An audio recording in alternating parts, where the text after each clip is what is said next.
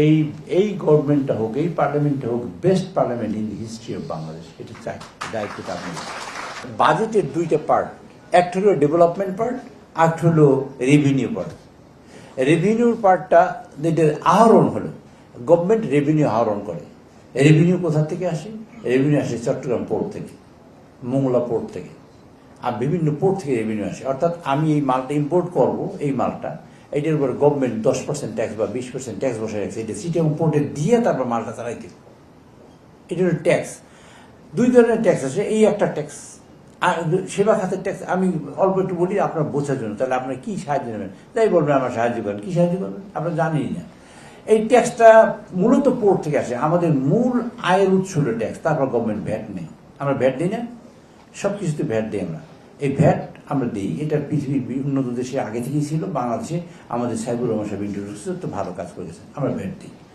ভ্যাটটাও kind of tax. আমি এই গ্লাসটা কিনতে গেলে, এই ট্যাক্স যদি কিনতে যাই, তাহলে আমাকে 10% ট্যাক্স কিন্তু ওই উৎসে দিয়েই আসতে হবে, অর্থাৎ আমার দোকানে দিয়ে আসতে হবে, এটা কিন্তু ট্যাক্স। এরপর ট্যাক্স আছে ল্যান্ড ট্যাক্স, গভর্নমেন্ট ল্যান্ডের থেকে জমির খাত দেন না, এটা একটা ল্যান্ড ট্যাক্স। অর্থাৎ তারপর সেবা খাত থেকে গভর্নমেন্ট ট্যাক্স নেয়। এই জাতীয় কাজ যে আমরা আর দরজা না খুলি, অল্প কথা আমরা শেষ করবো। এই জন্য রেভিনিউ কালেকশন, এত রেভিনিউ অর্থাৎ সরকার ট্যাক্স কালেকশন করে, এই ট্যাক্স জমা হইলো সরকারের কোষাগারে। ট্যাক্স জমা হওয়ার পরে সরকার এটা খরচ করে, বছর হিসেব নিকেশ দেয়। এটা কিন্তু এই একটা বাজেট কিন্তু গণতন্ত্রের প্রতীক, একটা বাজেট কিন্তু তার ডেভেলপমেন্টের প্রতীক, একটা বাজেট কিন্তু তার আশা আকাঙ্ক্ষার প্রতিফলনের প্রতীক।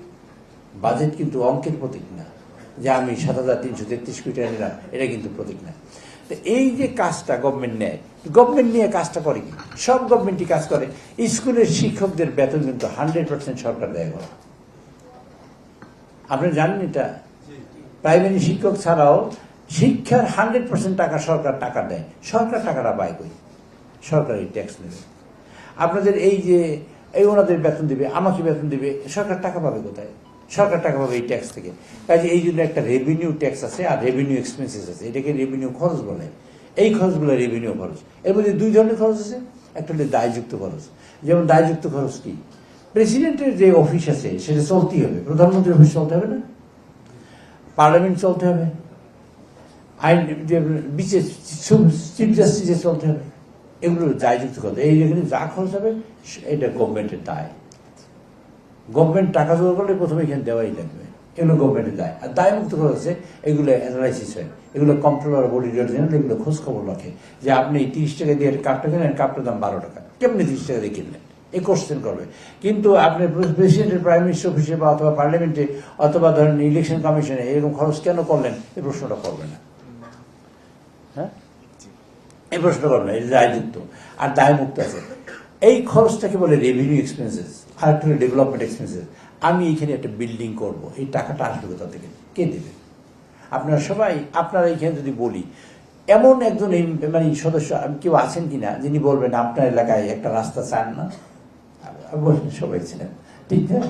আপনার রাস্তা চান, স্কুল চান, ঘাট চান, পোল চান, ব্রিজ চান, মাদ্রাসা চান, মসজিদ চান, মন্দির চান, সব কিছু টাকা সাহায্য চান।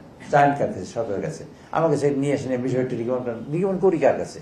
সরকারের কাছে। যার কাছে করি সে কিন্তু সরকার, যার কাছে করি। ইউনো সাহেবের কাছে, ইউনো সাহেব সরকারের পার্ট, ডিসি সাহেবের কাছে, ডিসি সাহেব সরকার, আমি সরকারের কাছে করি। তো এই সরকার টাকাটা পাবে কোথায়? এই রেভিনিউ কালেকশন হবে।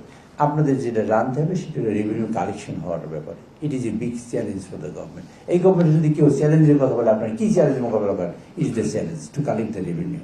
আমরা 9 লাখ কোটি টাকা বাজেট দেবো, আমরা 9 লাখ কোটি টাকা পাবো?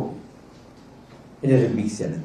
আর খরচটা চ্যালেঞ্জ না, শুধু করলেই খরচ হয়ে যায়, লই বাড়ি চলে গেলাম, খরচ কোনো চ্যালেঞ্জ না।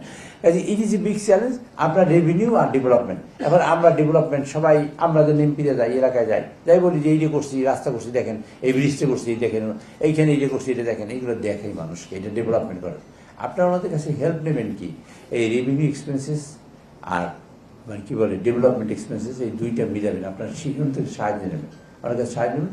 আপনি নিজে জানেন না, তা আপনি চাইবেন কি? চাইতে হবে না। একটা মানুষ জানে না, তো চাইবে কি? যেমন বাচ্চা শিশু জানে না, কান্দে, আনারে হাসে। আমরা যদি না জানি তাহলে তো জানলাম। এই জন্য আপনারা ইকুইপড হবেন, আজকে যারা সেশন করবে তাদের কাছ থেকে, যে মানুষের টাকা দরকার আর গভর্নমেন্ট বাজেট দেয়। দুইটা বিষয় আপনাদের করে শেষ করতে চাই। সেরকম আপনারা কিন্তু গণতন্ত্রের প্রতীক আমার সামনে বসে, আপনি কিন্তু গণতন্ত্রকে প্রাতিষ্ঠানিক রূপ দিতে চান। এই গভর্নমেন্টটা হোক, এই পার্লামেন্টটা হোক best parliament in the history of Bangladesh, এটা চাই, দায়িত্বটা আপনি বেস্ট পার্লামেন্টের বানানোর দায়িত্বটা মূলত আপনাদের। এমপি সাহেব সারাদিন ব্যস্ত থাকে, একজন এমপি একটা এলাকায় 5 জন এমপি লাগে, কিন্তু কিভাবে এমপি লাগে? আমাদের যে কাজ, আমি এখন আসছি, আমি দেখি স্পিকার সাহেব নিজে আসছেন তার লোকের সামাল দেওয়ার জন্য, আমি যে লোক সামাল দিই এখানে আসছি, এখানে গাড়িতে বসে আমি কিন্তু নামতে পারি না, আমার কোমরের প্রবলেম। 5 জন এমপি লাগে, একজন এমপি লাগে শুধু তদবির করতে, এত তদবির আসে সীমাহীন। আচ্ছা, তারপর একজন এমপি লাগে এলাকার ডেভেলপমেন্ট কাজে, একজন এমপি লাগে পাশাপাশি বক্তৃতা দিচ্ছে, একজন এমপি লাগে এলাকার মানুষের সমস্যা শুনতে, একজন এমপি লাগে বিভিন্ন জিনিসের দেখাশোনা করার জন্য, মানে 4-5 জন এমপি লাগে একটা এলাকায়। রিয়েলি পৃথিবীতে এত বড় কনস্টিটিউয়েন্সি খুব কম আছে বলে আমি মনে করি, ভারতে আছে কিনা আমি জানি না, তবে এই খুব বড় কনস্টিটিউয়েন্সি, যেমন আমার প্রায় 4.5 লাখ ভোটার, তা 4.5 লাখ ভোটার হলে 8 লাখ লোক তো আছে মিনিমাম। 8 লাখ লোকের আপনি কীভাবে নির্বাচন? মালয়েশিয়া যাবেন, সিঙ্গাপুরে যাবেন, অথবা আশেপাশে থাইল্যান্ডে যাবেন, একটা লোকের কনস্টিটিউয়েন্সি হলে মানে ভোটার হলেও সর্বোচ্চ 25,000।